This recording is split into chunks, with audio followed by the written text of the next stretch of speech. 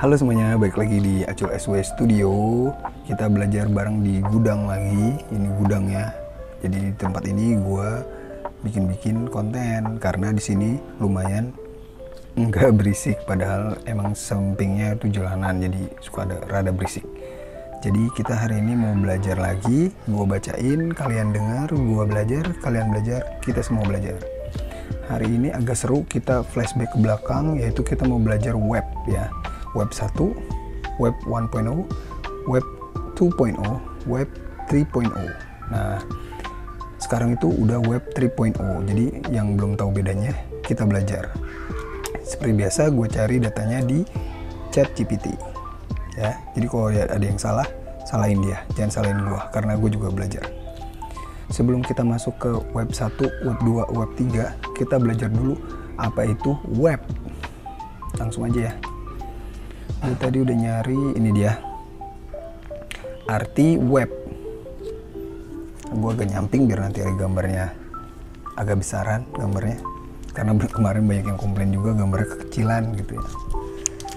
Web atau World Wide Web, www gitu ya. Kalau kalian suka ada tuh www ini nih, nah itu www itu artinya web atau World Wide Web. Adalah sistem informasi global yang memungkinkan pengguna mengakses dokumen dan sumber daya lain melalui internet menggunakan browser. Web terdiri dari halaman-halaman yang terhubung satu sama lain melalui hyperlink dan diakses menggunakan protokol HTTP atau HTTPS. Penjelasan detail. 1. Web. Internet. Web adalah bagian dari internet, bukan internet itu sendiri. Nah, web itu bagiannya ya, bukan internetnya. Internet adalah jaringan global yang menghubungkan komputer, sedangkan web adalah layanan yang berjalan di atas internet. 2. Cara kerja web. Pengguna mengakses web melalui browser, ya ada Chrome, Firefox, sama Safari. Browser mengirim permintaan ke server menggunakan URL atau Uniform Resource Locator. Server mengirimkan halaman web dalam bentuk HTML, CSS, JavaScript yang kemudian ditampilkan oleh browser. Gitu ya. 3. Komponen web. Ada website, kumpulan halaman web yang memiliki alat domain sendiri, web page, halaman individu dalam sebuah website, URL atau Uniform Resource Locator, alamat unik untuk mengakses suatu halaman web, HTTP atau HTTPS, protokol komunikasi yang digunakan untuk mengakses web, web server, komputer yang menyimpan dan mengirimkan halaman web ke pengguna. Nah, itu dia ya. Kesimpulan dari web. Web adalah sistem informasi berbasis internet yang memungkinkan pengguna mengakses, berbagi, dan berinteraksi. Ingat itu ya. Mengakses, berbagi, dan berinteraksi dengan berbagai konten melalui browser. Nah, zaman dulu kenapa harus ada interaksinya? Karena zaman dulu misalnya kita nonton TV, kita cuma dapat informasi aja, kita nggak bisa ngirimin feedback balik. Nah, kalau di internet kita bisa komen, like, gitu kan.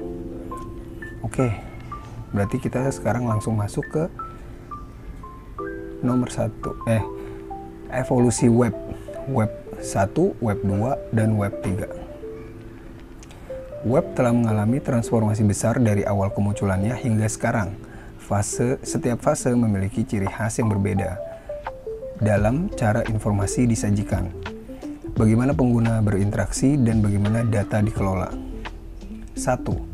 Web 1.0, era statis, 1990-an, awal 2000-an. Web 1.0 adalah versi pertama dari internet, di mana informasi disajikan secara statis tanpa adanya interaksi dari pengguna. Nah, kayak tadi ya, jadi kita nggak bisa interaksi, kita cuma menerima aja gitu. Ciri-ciri web 1 atau web 1.0. Hanya bisa dibaca atau read only. Pengguna hanya bisa membaca konten tanpa bisa berpartisipasi secara langsung. Itu ya, kita buka webnya, baca doang, kita nggak bisa komen, nggak bisa apa. Kedua, situs statis. Halaman web dibuat menggunakan HTML dasar tanpa adanya elemen dinamis. 3. Tidak ada media sosial.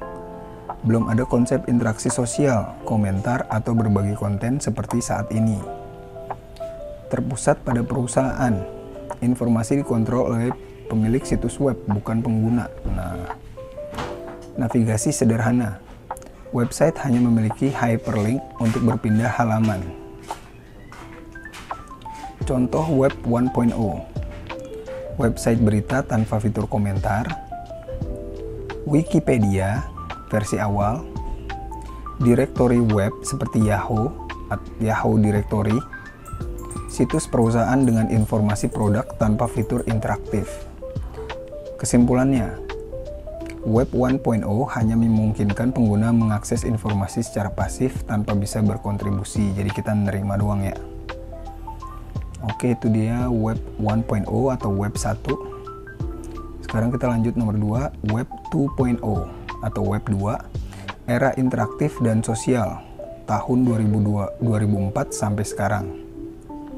Web 2.0 adalah fase internet yang lebih interaktif, di mana pengguna bisa membuat dan berbagi konten dengan mudah. Ciri-ciri web 2.0: interaktif dan partisipatif.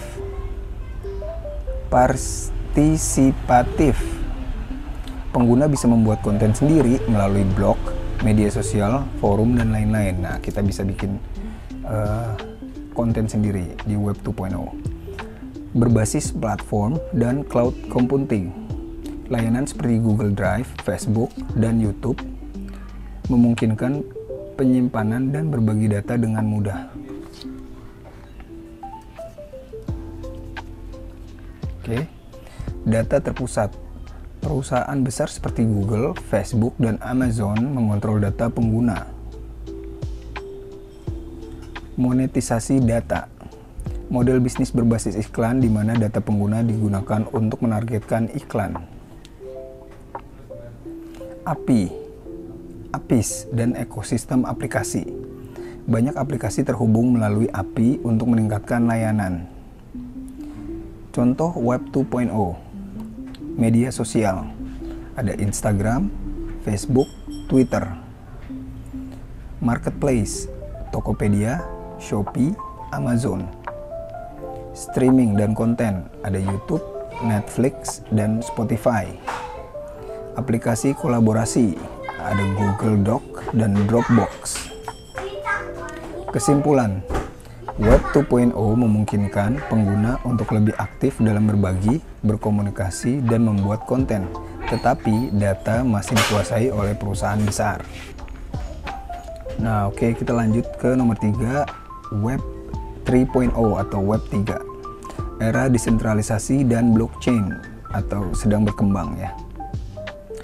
Web 3.0 adalah fase internet berikutnya yang bertujuan untuk menciptakan sistem yang lebih desentralisasi, di mana pengguna memiliki kontrol penuh atas data mereka. Nah, di web 3 ini sekarang ya, kita itu bisa bikin dan kita itu bisa memiliki kontrol penuh. Kita bisa delete, kita bisa edit, kita yang memiliki kontrolnya gitu.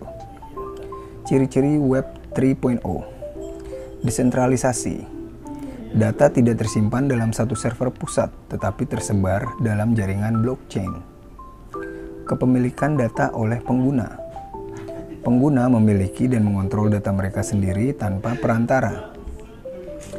Teknologi blockchain digunakan untuk menyimpan data dengan transparansi dan keamanan tinggi. Smart contract, program otomatis yang berjalan di blockchain tanpa memerlukan pihak ketiga. Tokenisasi dan ekonomi kripto, menggunakan mata uang kripto dan NFT sebagai bagian dari ekosistemnya. AI dan semantic web. Web 3.0 lebih pintar dalam memahami konteks informasi dan personalisasi pengalaman pengguna. Contoh web 3.0. Blockchain dan kripto. Ada Bitcoin, Ethereum, Solana. NFT dan digital ownership. Ada OpenSea dan Rarible. Metaverse dan virtual reality. ada Decentraland dan The Sandbox. DeFi, Decentralized Finance, ada Uniswap dan AAV. Decentralized Media Sosial, ada Lens Protocol dan Minds. Kesimpulan Web 3.0. Web 3.0 membawa konsep internet yang lebih aman, transparan, dan adil bagi pengguna, tetapi masih dalam tahap pengembangan. Oke, kita langsung ke kesimpulan akhirnya. Jadi Web 1.0 internetnya generasi pertama yang hanya bisa dibaca, jadi kita nggak bisa kasih kontribusi. Web 2.0 internet interaktif dengan partisipasi pengguna, tetapi masih dikontrol oleh perusahaan besar. Web 3.0 internet desentralisasi berbasis blockchain dengan fokus pada privacy dan kepemilikan data oleh pengguna. Web 3.0 masih dalam tahap awal, tetapi berpotensi mengubah cara kita menggunakan internet di masa depan. Nah, itu ya. Jadi itu dia penjelasan kita belajar bareng lagi tentang web atau World Wide Web. Jadi semoga jelas, ada Web 1.0, 2.0 dan sekarang 3.0. Oke, nanti kita belajar apa lagi di next video selanjutnya. Jangan lupa komen, subscribe, dan like. Thank you semuanya, dadah.